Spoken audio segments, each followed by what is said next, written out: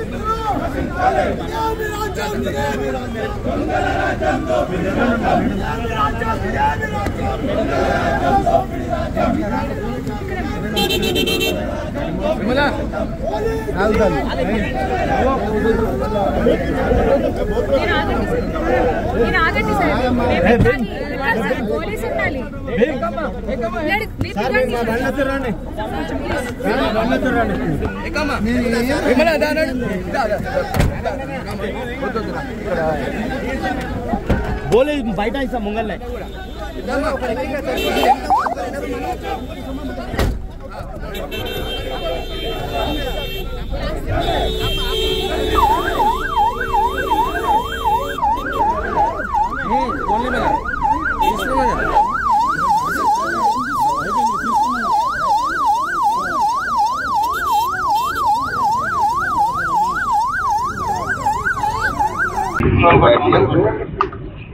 రాష్ట్రంలో ప్రతి ఇష్యూలో కుట్ర చేస్తుందని చెప్పి ఈరోజు వికారాబాద్ లో చెన్నారెడ్డి గారి విగ్రహం దగ్గర రోడ్ పైన కూర్చొని మాట్లాడుతున్నాం. మీతో సంతోషం. ఎందుకంటే ఈరోజు సాయిపూర్లో హాస్టల్లో పిల్లలకు విషాహారం తిని వాళ్ళకు ఫుడ్ పాయిజనింగ్ అయిపోయి సిక్ అయిపోయిందని 2 days బ్యాక్ పేపర్లో చూసాం. సరే 2 days తర్వాత సెట్ అయ్యిందిలే అని అనుకున్నాను. కానీ ఈరోజు మార్నింగ్ పేపర్లో ఫోటో చూసాను. తల్లిదండ్రులకు కూడా నో ఎంట్రీ. అంటే వాళ్ళ పిల్లలను చూసుకోవడానికి, వాళ్ళ పిల్లలు సిక్ అయిందని తెలిసినప్పుడు తల్లిదండ్రులను చూసుకోవడానికి కూడా పర్మిషన్ ఇవ్వలేదన్నప్పుడు ప్రధాన ప్రతిపక్షంగా మాకు బాధ్యత ఉంటుందా ఉండదా? మీరు తల్లిదండ్రులను అలో చేయనప్పుడు కనీసం మేమైనా కనీసం వెళ్ళి చూసి వాళ్ళకు భరోసా కల్పించి ఏం జరిగిందని కనుక్కోవాల్సిన అవసరం ఉంది. కానీ ఆశ్చర్యం ఏంటంటే ఈరోజు మేము ఇక్కడ వికారాబాద్కి ఎంటర్ కాగానే నాకు తెలియదు, చన్గోముల దగ్గరనే మమ్మల్ని ఆపాలనుకున్నారని నాకు కూడా తెలియదు.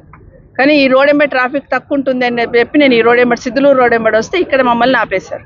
అసలు ఎందుకు ఆపారు అనేది ఎస్పీ గారిని, కలెక్టర్ గారిని అడుగుతా ఉన్నాను. అంటే ప్రతిపక్షంలో ఉన్న వాళ్ళకి ఒక రూలు, అధికార పక్షంలో ఉన్న వాళ్ళకి ఒక రూలా? ఈరోజు మమ్మల్ని అలో చేయండి కలెక్టర్ గారు, మేము పోయి పిల్లలను చూసి వస్తామంటే ప్రోటోకాల్ వర్తించదు మేడం అంటున్నారు.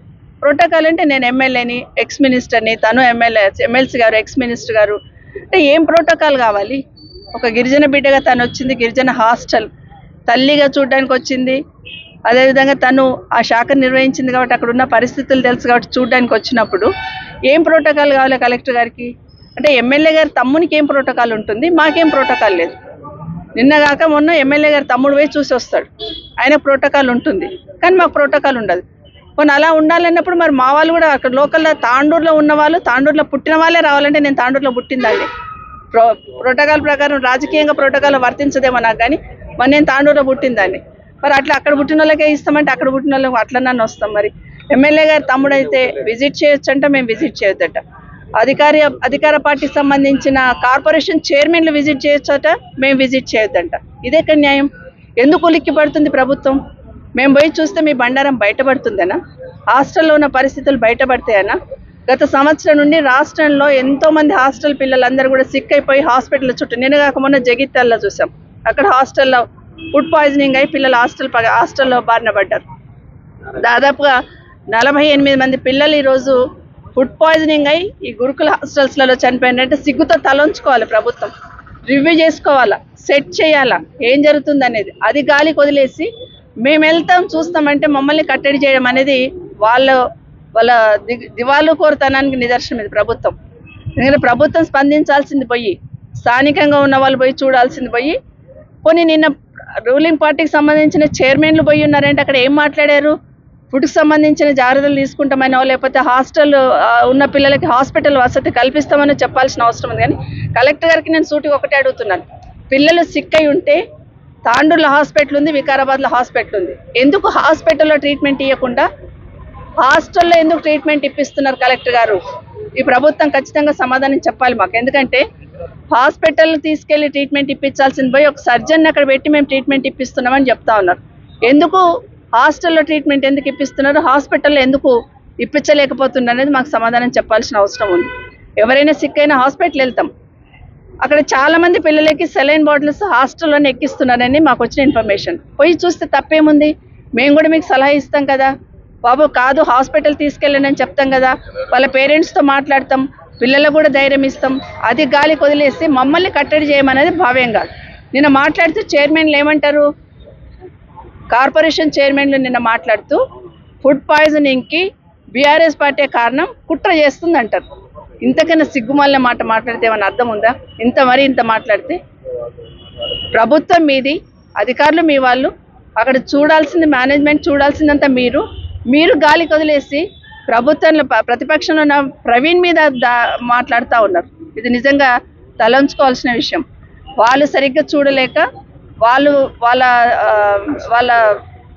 వాళ్ళు చేయాల్సిన అసమర్థతని కప్పిపుచ్చుకోవడానికి ఈరోజు బీఆర్ఎస్ పార్టీ మీద నింద మోపే ప్రయత్నం చేస్తూ ఉన్నారు.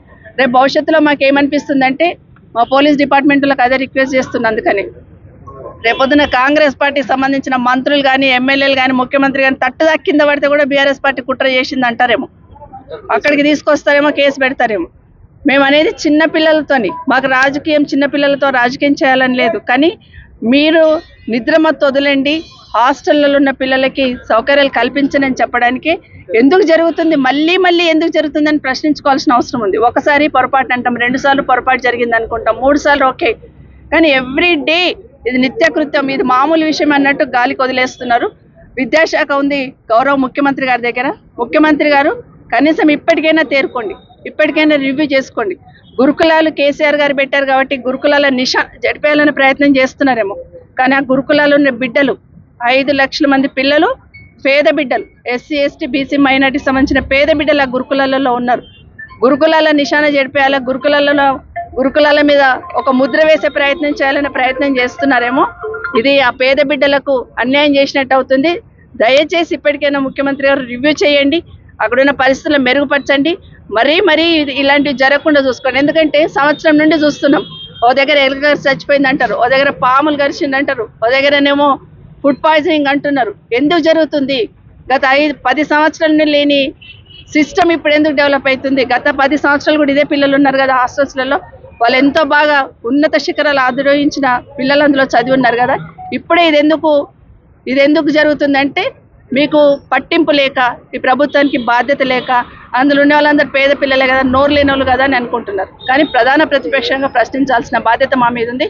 ఇప్పటికైనా మమ్మల్ని అక్కడ విజిట్ చేయనియండి, పిల్లలను కలవనియండి, పిల్లలు చెప్పింది వింటాము, కలెక్టర్ గారి దృష్టికో గౌరవ మంత్రి గారి దృష్టికో తీసుకెళ్తాం తప్పిస్తే దీంట్లో రాజకీయం చేయడానికి ఏం లేదు. కానీ మేము కూడా భరోసా కల్పించే బాధ్యత తీసుకొని వెళ్ళాలనుకుంటున్నాం. మమ్మల్ని అలౌ చేయండి, తాండూరు వెళ్ళి విజిట్ చేసి వస్తాం.